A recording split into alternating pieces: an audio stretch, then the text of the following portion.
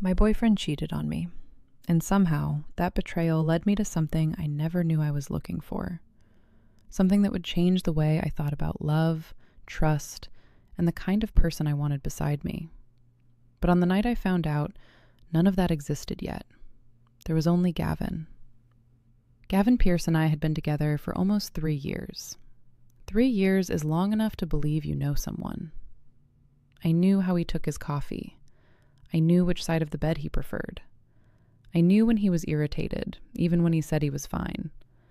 I could tell from his face when he'd had a bad day before he said a word. At least, I thought I could. I found out because his phone lit up while he was in the shower. I wasn't snooping. It was sitting beside me when the message appeared. I read it once, then again. By the time Gavin walked out of the bathroom, I was sitting on the edge of the bed holding his phone. He stopped. That was the moment I knew. Not because of what was on the screen, because of his face. Who is she? Mara. Who is she? He sat down. I moved away from him. How long? He didn't answer. Gavin, how long? Almost 4 months. 4 months.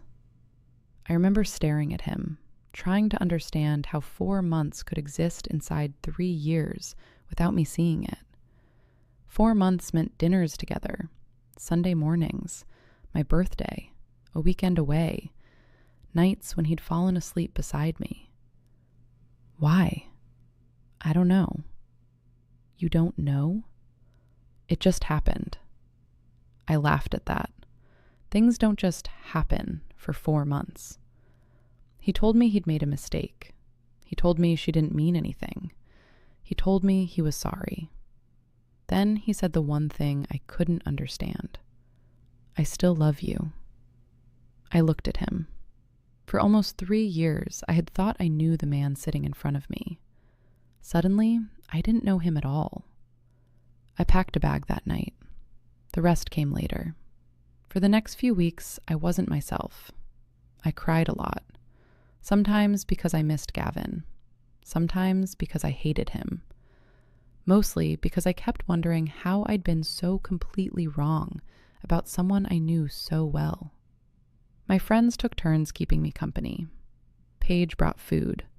Lauren helped me look for apartments. Neither of them gave me the usual speeches about being better off without him. I appreciated that. I didn't feel better off. I felt stupid. Eventually, I found a small apartment across town. 1 bedroom, 3rd floor. A little balcony overlooking the parking lot and a storage unit downstairs. Nothing impressive, but Gavin had never been there.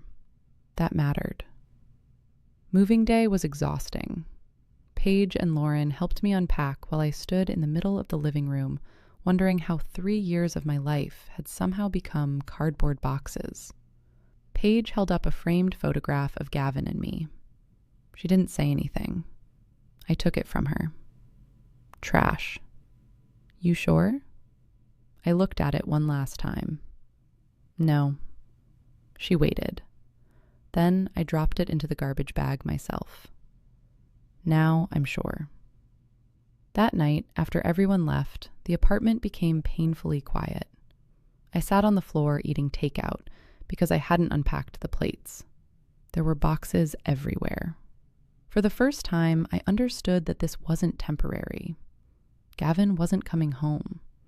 More importantly, I wasn't going home to Gavin. I cried again. Then I got angry at myself for crying. Then I cried because I was angry. Healing, I was discovering, wasn't particularly graceful. A few days later, I decided to deal with the storage unit. The movers had stacked boxes everywhere, and I could barely get inside. I spent almost an hour rearranging them. That's when I noticed something lying near the back wall. At first, I thought it had fallen from one of my boxes. I picked it up. It was a book, but not one I recognized. It was neatly bound, about the size of a hardcover, with a plain brown cover that felt almost handmade. The corners were slightly worn. There was no picture, no title, No author's name. Nothing written on the spine. I turned it over. The back was blank too. I tried to remember if I'd ever seen it before. I hadn't. Maybe one of the movers had accidentally mixed it in with my things. Maybe Paige or Lauren had left it.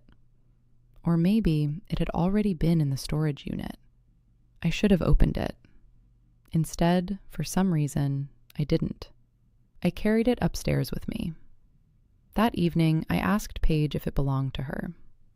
No. Lauren said the same. I placed it on my bedside table and forgot about it for a few hours. That night, I lay in bed staring at the ceiling. Sleep wasn't coming. It rarely did anymore. My mind started doing what it always did when everything became quiet. Gavin. The messages. 4 months.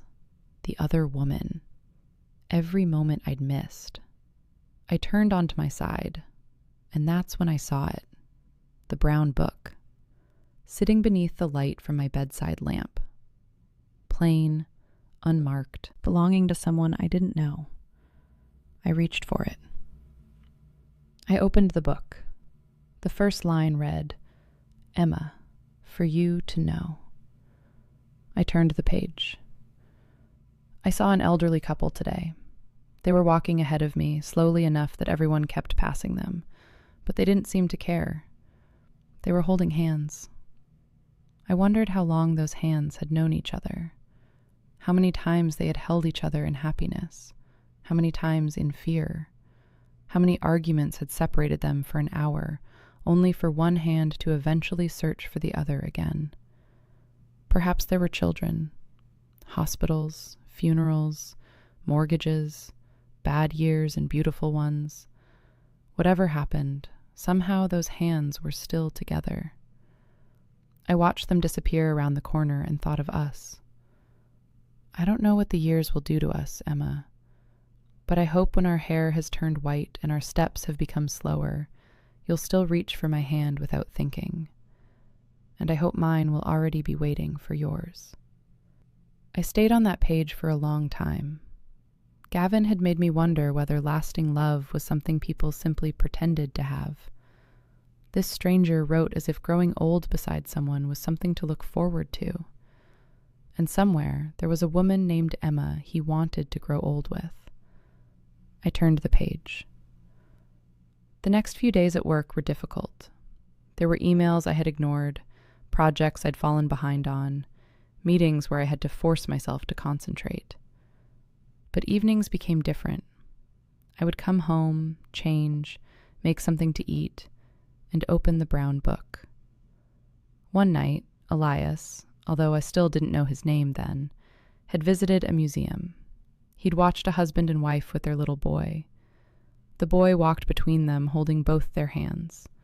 Every few steps, he lifted his feet and they swung him forward.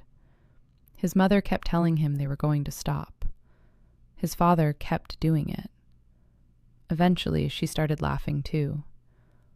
There were paintings around them worth more money than I will probably earn in my lifetime, but I couldn't stop watching those three. Then, I'd like that with you, Emma.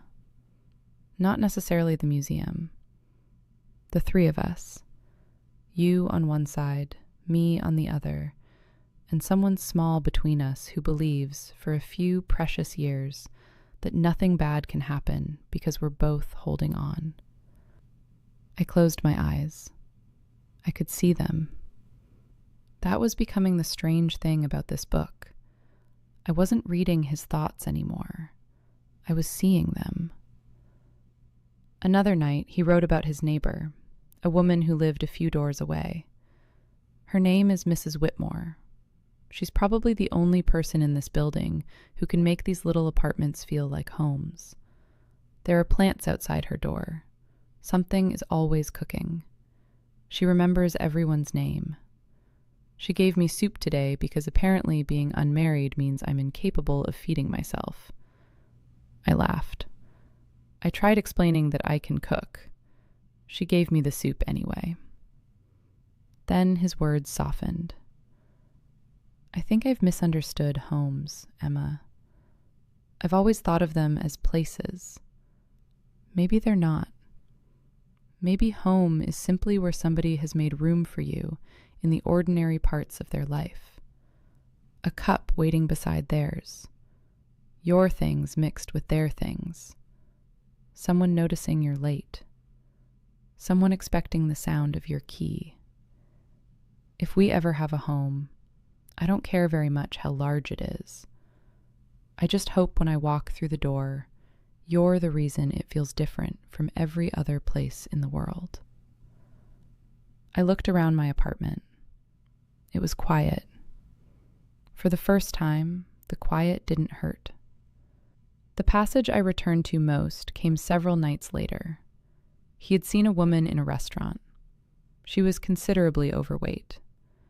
Nobody was openly staring at her, but he noticed the little glances people gave and quickly took away. Then he noticed her husband. He was looking at her as though nobody else was in the room. She said something and laughed. And suddenly I understood why. She was beautiful. Not because her face changed, because for 1 second I saw her through the eyes of someone who loved her. I stopped reading. Perhaps that's what beauty becomes when you truly know someone. The world sees a face. You see every memory attached to it. The eyes that found you across crowded rooms.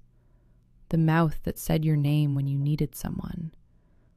The lines that appeared because you spent years making each other laugh. Then, I hope I learn your face that way, Emma. So completely that when we're old, you can look into a mirror and complain about everything time has changed, and I'll still be wondering what you're talking about. I smiled. She's lucky. I said it aloud. Emma, whoever she was. The book became part of my evenings. Some nights I read several pages.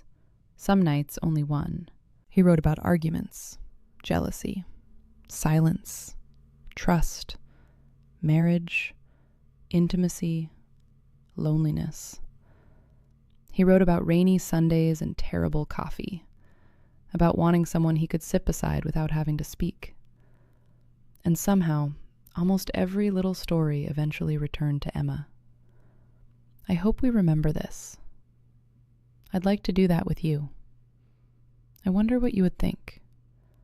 Remind me of this someday. Without realizing it, I started looking forward to those lines. Work became easier. I started laughing with my coworkers again. I stopped checking Gavin's social media. I unpacked the final boxes in my apartment.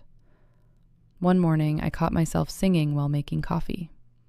I stopped and smiled. I couldn't remember the last time I'd done that.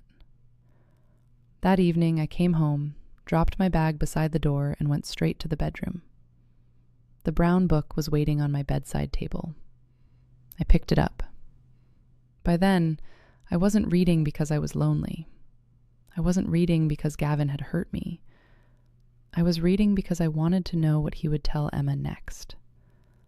And somewhere along the way, without noticing when it happened, I had become happy again.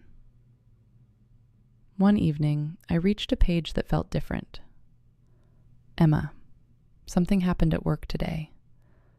My friend discovered his wife has been seeing another man. 7 years of marriage.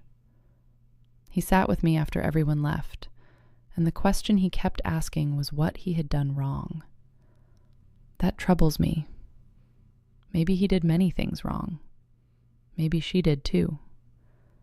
2 imperfect people living close enough will eventually disappoint, annoy, and hurt each other. But isn't that where love is supposed to begin proving itself? When something between us breaks, Emma, I hope we fight for it before we look for something easier.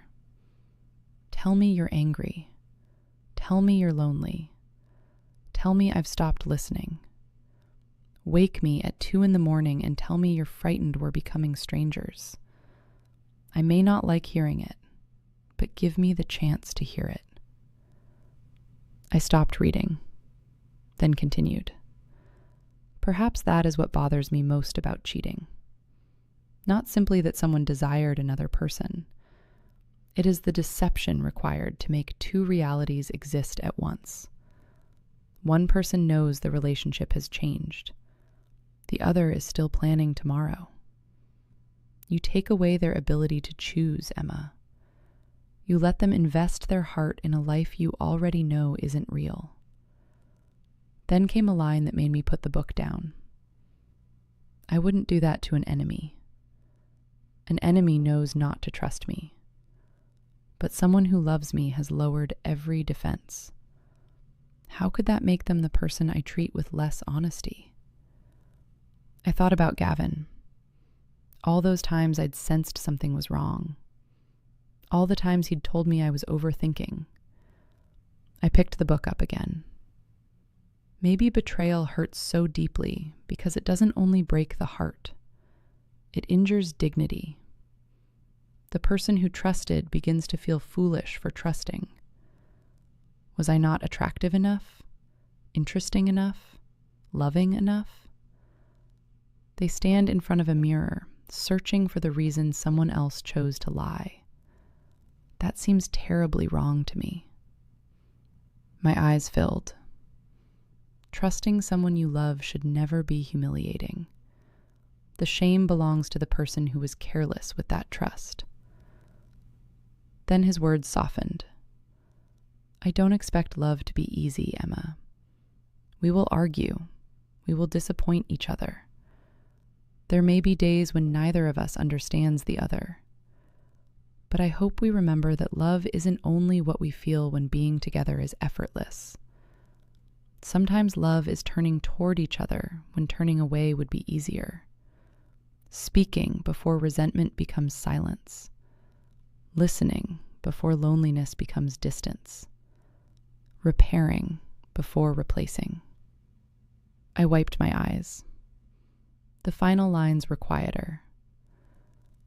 If you ever trust me enough to give me your heart, Emma, I hope I never become careless simply because I've had it for a long time. I want to protect your trust when you're beside me, and even more when you're not. I want to fight for us when we're difficult, not only enjoy us when we're easy. Because I don't want merely to love you. I want you to feel safe being loved by me. I stared at the last line. Then the words blurred. I wiped my eyes, but more tears came. I don't know exactly what happened to me then. Maybe I'd spent too many weeks believing I'd been foolish for loving Gavin. Maybe I had needed someone, anyone, to tell me that trust wasn't weakness. Or maybe it was simply the tenderness in those words. I closed the book. Then, without thinking, I pulled it against my chest. And I cried. I lay there holding that strange brown book as though it could somehow hold me back. It was ridiculous. I didn't know the man who had written it. I didn't even know his name. Those words weren't written for me. They were written for Emma, but that night, somehow, they had found me when I needed them. And for the first time since Gavin's betrayal, I didn't feel foolish for having loved someone completely. Gavin had made me believe trusting him had been my mistake. This man wrote as though being trusted was a responsibility. Somewhere between those two ideas, something inside me finally let go. The next few weeks surprised everyone, including me. I was laughing at work again. I started joining coworkers for lunch instead of eating at my desk. I went out with Paige and Lauren. I finished unpacking my apartment. I bought plants. Paige nearly cried when she saw them. Look at you, keeping things alive. Don't celebrate yet. Tristan Cole asked about me again. Apparently, he wanted to take me to dinner. I declined. Paige stared at me. He's handsome, successful, and interested. Then I'm sure he'll survive. Lauren laughed. Paige didn't. She narrowed her eyes. There's someone. There isn't. Mara, not that long ago you were crying over Gavin. Now you're happier than I've seen you in years, and you have absolutely no interest in Tristan. So? So who is he? I laughed. No one. Lauren steadied me. You weren't like this before. That caught me. Like what? I don't know. Calm. Paige nodded. And weirdly wise. Thank you, I think. I'm serious. Who did you meet? No one. And technically, it was true. I hadn't met anyone. A few weeks later, I was having dinner with Paige and Lauren when I heard my name.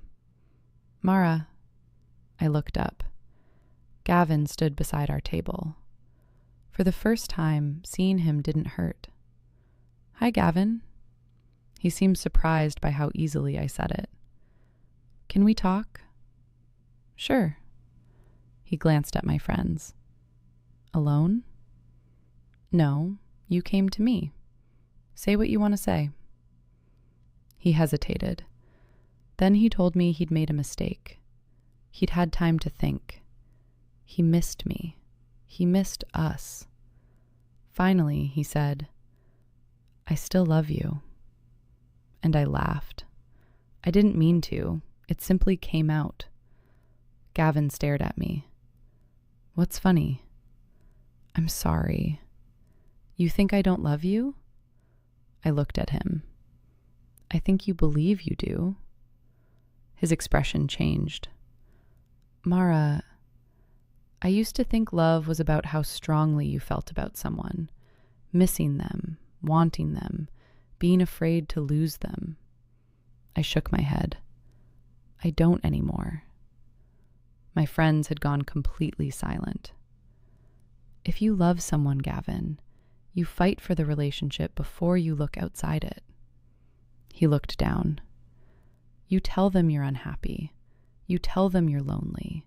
You argue. You get angry. You try.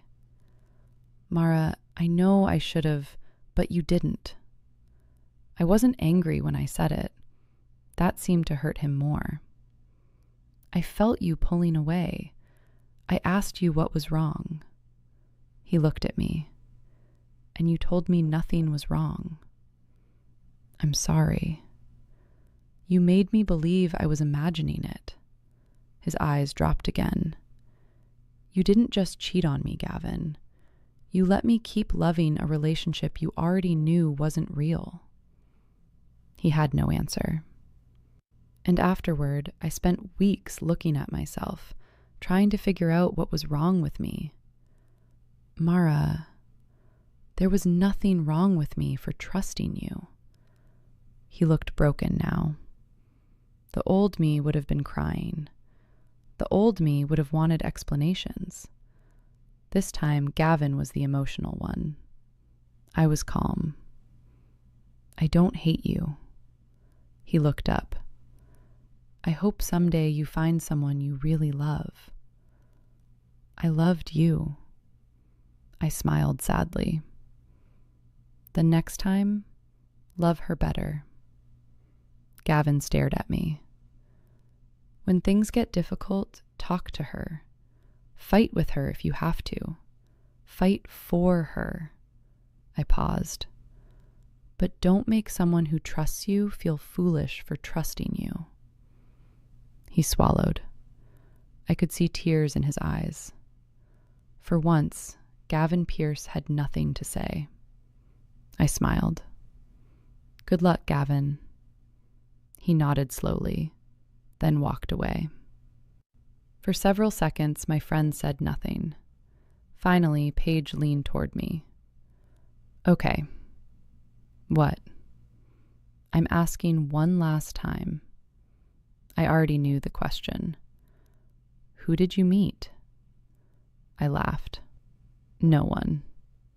But that night, when I got home, I walked straight to my bedroom. The brown book was on the bedside table. I picked it up. And suddenly, Paige's question didn't seem ridiculous anymore. Who did you meet? I hadn't met him. I didn't know his name. I didn't know his face. I didn't know who Emma was. But somewhere along the way, I'd stopped opening the book because it helped me forget Gavin. I was opening it because I wanted to hear from the man who wrote it. And for the first time, I wanted to know who he was. I woke up with the book in my arms. For a few seconds, I didn't understand why. Then I remembered. I'd been reading in bed again. Sometime during the night, I must have fallen asleep holding it. I looked down at the plain brown cover pressed against my chest and smiled. Who are you? The book, unsurprisingly, didn't answer. I ran my fingers over the worn corner. By then, I knew so much about the man who had written it. I knew what he thought love should feel like. I knew what made him angry. I knew he noticed old couples holding hands and children swinging between their parents. I knew he believed trust was something you protected, not something you earned once and then forgot about. But I didn't know the simplest things.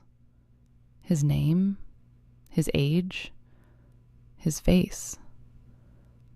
I held the book up and looked at it. You're a quiet man. I was certain of that. Nobody who could say all of this easily would need hundreds of pages to say it to one woman. I smiled. How do you look? For some reason, I tried to imagine him. Tall, short, dark hair, glasses. Maybe he was handsome. Maybe he wasn't. I laughed at myself. Doesn't matter. Then another thought came. Emma. My smile faded slightly. Where is your Emma? Was she his wife? His girlfriend? Someone he'd loved years ago? Maybe she was sitting beside him somewhere right now. I looked at the book again. Is she beautiful? I immediately felt ridiculous. Why did I care? Of course I hoped she was beautiful. I hoped she deserved the way he'd written about her. At least, that was what I told myself. I pulled the book back against my chest. Then I whispered, whoever you are, I hope she knows how much you love her. That should have been enough. It wasn't. A minute later, I was staring at the ceiling. There was a man somewhere who had unknowingly walked me through one of the worst periods of my life. He had changed the way I thought about Gavin, about trust, about love, about myself. And I didn't even know his name. I looked at the book again. Suddenly, the idea came. Maybe whoever lived here before me knew. The book had been in my storage unit. It had to belong to someone. I sat up. Okay. I smiled at the brown cover. Let me find you. And for reasons I couldn't explain, my heart started beating faster. That morning, I knocked on my first neighbor's door. An older man answered. Sorry to bother you. Do you know who lived in my apartment before me? He thought for a moment. No. I tried downstairs. Nothing. Then I knocked on another door. A woman in her 60s opened it. Hi, I'm Mara. I moved into 3B a few months ago. Oh, yes, I've seen you. I stared at her for a second. Mrs. Whitmore? Her eyebrows lifted. Yes? My heart started beating faster. You used to make soup for the man who lived in my apartment. She stared at me, then smiled. Elias? My heart did something strange. Elias? Elias Rowan, shy boy. For the first time, the man in the book had a name. Elias. I liked it immediately. You knew him? Knew is a big word. He lived there a couple of years. What was he like? She smiled. Quiet. Very quiet. That made me smile too. Nice boy, though. Always helped if I asked. Then she laughed.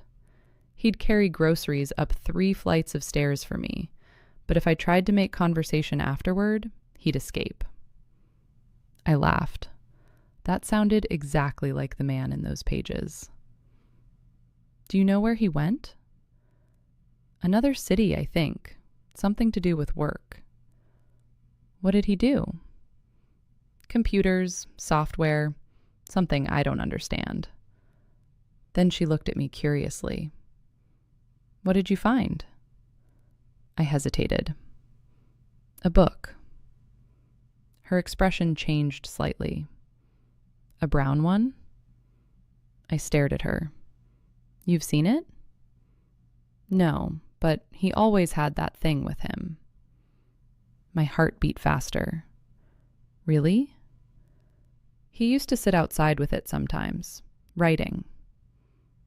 He wrote about you. He wrote about me? Very kindly. That shy boy. Do you know Emma? Emma?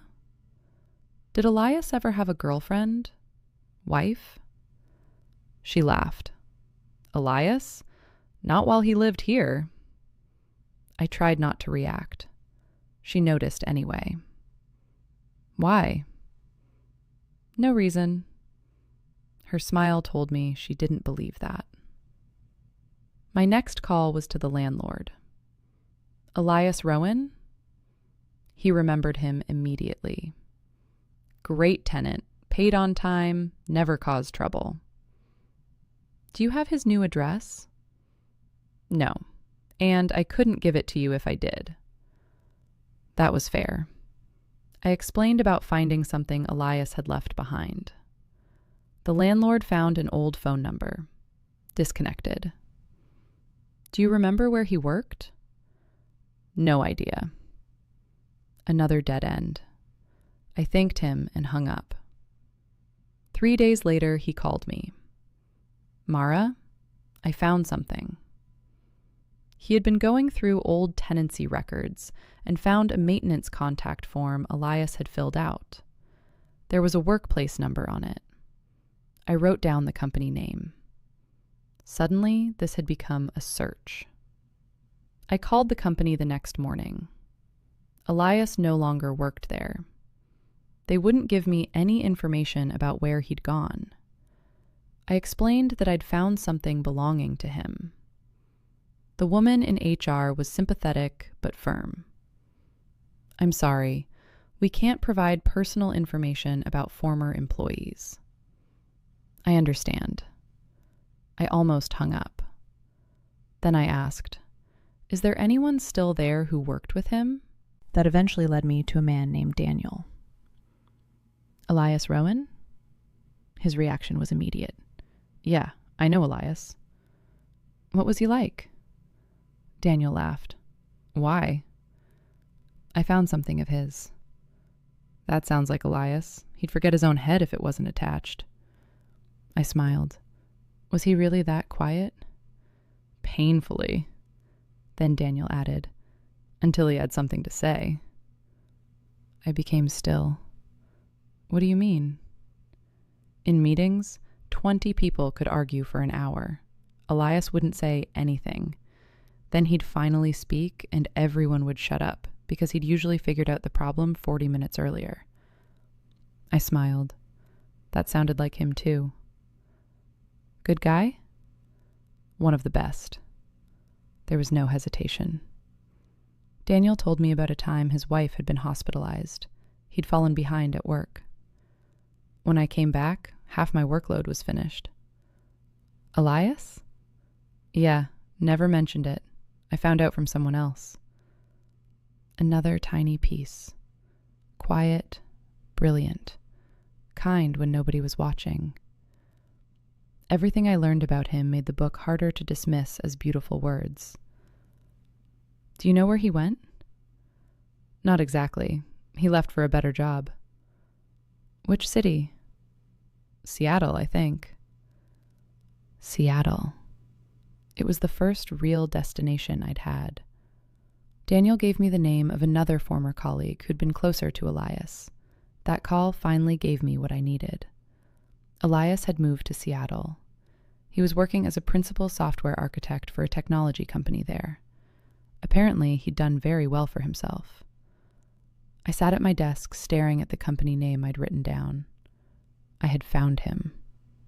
Almost. A week later, I booked a flight to Seattle. I told myself I was returning something that belonged to him. Technically, that was true. But people don't fly hundreds of miles to return books. I knew that. And somewhere over the clouds, with the brown book inside my bag, I finally admitted it to myself. I wasn't going to Seattle because I'd found Elias Rowan's book. I was going because after months of reading his thoughts, I needed to see the man who had written them. And I needed to ask him one question. Who is Emma? I found Elias Rowan on a Tuesday afternoon. His company occupied several floors of a glass building downtown. When he came down to the lobby, I knew immediately which man was Elias. Not because I'd ever seen him. He just looked exactly like someone who could write hundreds of pages about love and still struggle to say hello to a woman standing in front of him. Mara? Elias? He nodded. I think I have something that belongs to you. He looked confused. Can I buy you a coffee? After a moment, he smiled. Okay. At the cafe, I took the brown book from my bag and placed it between us. Elias stared at it. Where did you find this? Your old apartment, in the storage unit. He touched the cover almost carefully. I couldn't wait any longer. Who is Emma? Elias looked at me, then smiled. Instead of answering, he pulled the book toward himself and opened the brown outer cover. I stared. The brown cover wasn't the real cover at all. Underneath was a drawing of a woman. No face, just the outline of someone he'd imagined. Beneath it, he'd written one word. Emma. I looked at him. The book is Emma, he said. I laughed. What? Emma isn't anyone. So there is no Emma? He shook his head. No. Then who were you writing to? He looked at the faceless drawing. Someone I hoped I might meet someday. Why a book? He smiled awkwardly. I'm not very good at talking to women. I laughed. I figured that out. He looked at me, surprised. How? I've read you. That silenced him. Then he looked at the book. You read it? Yes. All of it? Yes. A shy smile appeared on his face, and somehow, that was where our 5-minute coffee stopped being 5 minutes. We talked. About the book at first, then about the elderly couple, the museum, his neighbor, his friend from work. I told him what some of those pages had meant to me. Eventually, I told him about Gavin. Elias mostly listened. Coffee became another coffee. At some point, we realized we'd been sitting there for hours. When we finally left, neither of us seemed ready to say goodbye, so we walked. He was quiet, but not with me. That surprised both of us. I don't think I've ever talked this long to a woman who wasn't asking me something about work, he admitted. I laughed. Why me? He thought about it, then looked at me. Maybe because you're the first person I've met who already knew me. That stayed with me, because I felt it too. I had traveled all that way to meet a stranger, but walking beside Elias didn't feel like meeting someone for the first time. It felt like finally putting a face and a voice to someone I'd known for months. I felt light, happy, and Elias seemed more relaxed with every street we crossed. Eventually, I asked the question I'd been carefully avoiding. So, there really hasn't been anyone? He understood. He smiled and shook his head. No. No Emma. No hidden girlfriend. No woman waiting somewhere. Just Elias. We walked a little farther before he suddenly asked, "Did you like it?" I looked at him. "The book?" He nodded. "Yes." "Why?" I stopped walking. Elias stopped too. For once, he didn't look away. He looked directly into my eyes, almost with wonder, waiting for my answer. I smiled. Because I'm Emma. For a second, he just stared at me. Then Elias smiled. Not the nervous smile from the cafe, a real one. I held out my hand. "Give me my book." He laughed softly, then placed it in my hands. I hugged the brown book against my chest. Then I held out my other hand. "Your phone." He looked confused. "Why?" "Give it to me." He unlocked it and handed it over. I typed in my number. For the name, I wrote Emma. Then I sent myself a message from his phone. My own phone buzzed inside my bag. I handed his phone back. "Now you have my number." Elias looked at the name I'd saved. Emma. Then he looked at me. I smiled. "Next time, write to me directly." Elias smiled. I smiled back. Neither of us moved. We just stood there looking at each other. The man who had written hundreds of pages because he didn't know how to speak to the woman he hoped to love, and the woman who had somehow found them. For once, Elias didn't seem to need any words. Neither did I. If you enjoyed Mara and Elias's story, subscribe to Forge Stories for a new relationship story every day. And tell me in the comments, do you think Mara really became Emma? Or did Elias write Emma because somewhere he always believed someone like her existed?